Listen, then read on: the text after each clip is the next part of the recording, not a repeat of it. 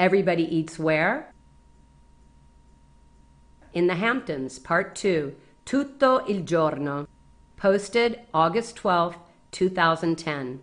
I'm excited to share with you one of my latest discoveries. Although not new to others in the know, it left me wondering, how on earth did I miss this one?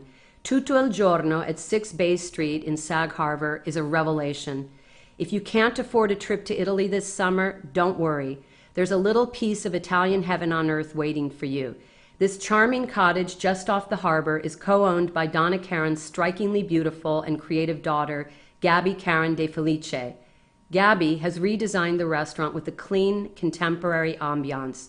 But it's the cooking of the talented and charismatic chef and co-owner, Maurizio Marfoglia, that has people begging for a table in this little gem. First, a bit of history. The restaurant opened in the spring of 2008 with Scarpetta's Scott Conant at the helm. When he left, and the original owner, Condé Nast publisher Steve Florio, died of a heart attack, the restaurant was left in a kind of limbo. Enter Gabby and her spellbindingly handsome Napolitano husband, Gianpaolo De Felice, along with the original partners, Maria and Larry Baum, who happen to be the landlords of this charming cottage that is now home to the restaurant. Introduced through a mutual friend, the northern Italian chef Maurizio Marfoglia joined the picture. Like many of today's modern chefs, Maurizio is what I would call a Renaissance man. He was born in Como, the son of a doctor, who introduced him to all the great restaurants of northern Italy. He started out following in his father's footsteps by studying medicine, but instead chose to drop out of medical school to pursue his love of cooking, training with Italy's finest. He then came to America, where he built his illustrious career, overseeing the kitchens of many of New York's best Italian restaurants, including Coco Pazzo, Le Madri, and Barolo. Medicine still remains one of his passions, along with wine, women, and motorcycles. He talks about wanting to return to medical school one day, but in the meantime, he serves as a volunteer for the Sag Harbor EMT, with whom he has helped to save many lives. The restaurant doesn't take reservations, and when asked why, Maurizio said that they aim to be as democratic as possible. Everybody waits. Although, if he really likes you, then maybe, just maybe, he might give you his cell phone number so you can text in a request for a table. Nothing guaranteed, of course. That little cell phone of his sounds an alarm every time somebody sends him a text, so there is never any peace during these summer months. His many friends all seem to come out of the woodwork, texting like mad to obtain a table.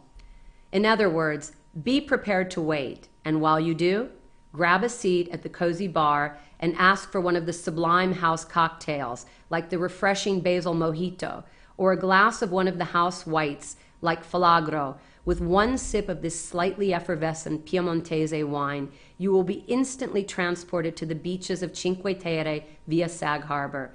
But be careful, you may find yourself downing a bottle or two. It's that easy to drink. There is not a bad bottle on the carefully selected Italian wine list, which includes a variety of reasonably priced wines that in today's economy is quite welcome, especially in the overpriced Hamptons. If you need help choosing a wine to go with your meal, don't hesitate to ask the knowledgeable and hospitable waitstaff, another rarity. The people watching could not be better. Alec Baldwin must be a regular, since I've run into him on no less than 3 occasions. Martha Stewart twittered that she was dining there on July 23rd with Huffington Post CEO Eric Hippo. And don't be surprised to see Gabby's mother, the celebrated fashion designer Donna Karan, enjoying the ambiance. There is naught but an enchanted garden separating her boutique Urban Zen from the restaurant. Ah, the food. Artfully presented and tasting as if you were dining a casa. Cheese like stracciata, burrata, and mozzarella are flown in daily from Italy. Fish is delivered fresh off the boats, and vegetables are harvested that day. This is Italian food at its best. Ask your waiter to bring to the table an order of the Sardinian flatbread covered in the restaurant's extra virgin olive oil, rosemary, and sea salt. When dining with a group, I usually order several appetizers, which are all easy to share. My favorites are the stracciata, which is a much creamier version of mozzarella. It's served with roasted red and yellow peppers, crispy snow peas, and drizzled with a very rich balsamic vinegar reduction. One order is never enough for me and my friends. We always seem to vacuum the plate. The creamy burrata is surrounded by vine-ripened cherry tomatoes bursting with flavor, tossed in olive oil and pungent basil leaves. Another interesting choice is the tritata, a zesty combination of peppery arugula, endive, asparagus, hearts of palm, lima beans, and black olives in a balsamic dressing. If you like beef carpaccio, then you must have the version served here, which is made with high-grade Kobe beef, Pantelleria caper berries, and on the side, an exquisitely fresh salad of julienne local zucchini.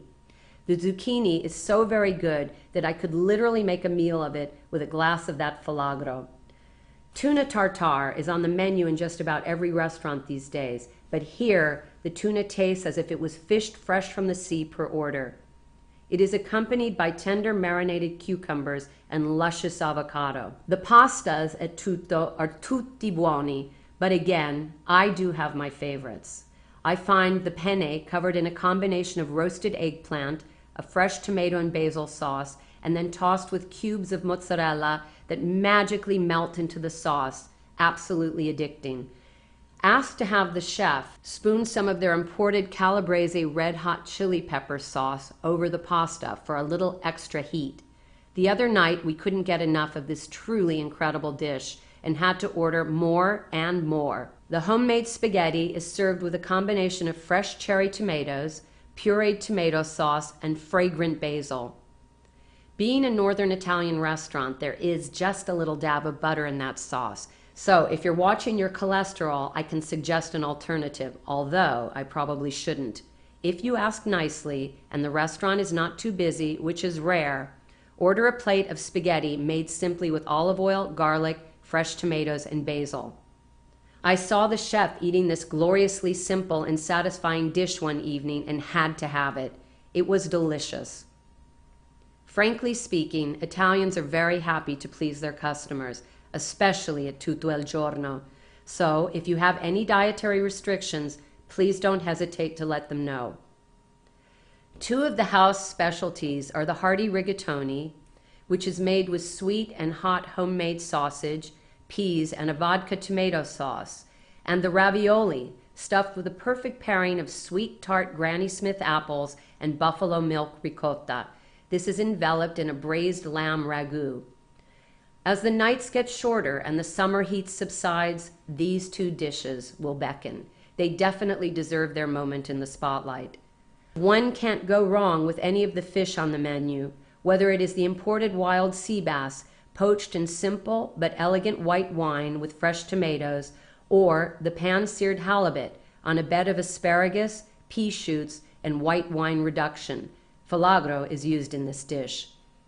The halibut was incredibly tender and juicy. I have always hesitated ordering halibut in a restaurant because so often it is overcooked and dry. It happens to be one of the hardest fish to get right, but finally, someone does this fish justice. I was surprised to see a chicken Milanese instead of veal. I understand that the veal version used to be on the menu and could make a comeback in the future. Not really being a meat eater, the chicken was a welcome alternative. It was skillfully cooked, crunchy and properly crisp on the outside, succulent on the inside, and covered with a salad of arugula, cucumbers, grape tomatoes, and tropia red onions.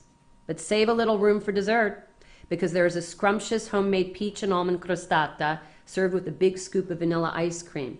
Or try the bomboloni, tiny donuts, freshly made, dusted with sugar, and served alongside a bowl of warm chocolate sauce for dipping. And do try something that I never liked until I tasted it here, a panna cotta drizzled with a fresh raspberry coulis. Yes, there is also tiramisu, which I highly recommend you divide and conquer, even if the idea of yet another tiramisu bores you. Here it is light and airy, one of the better versions this side of the Atlantic. Now that the town of Sag Harbor is given the go-ahead, an outdoor pizza oven is in the works. I look forward to sampling what I'm sure will be some of the best pies on the East End, if not the East Coast. Tutto il Giorno is open all day and serves lunch from 12 to 3 and dinner from 6 to 10. although the kitchen sometimes stays open a bit later on the weekends and in summer. Tutto il Giorno is located at 6 Bay Street in Sag Harbor. Telephone number 631-725-7009.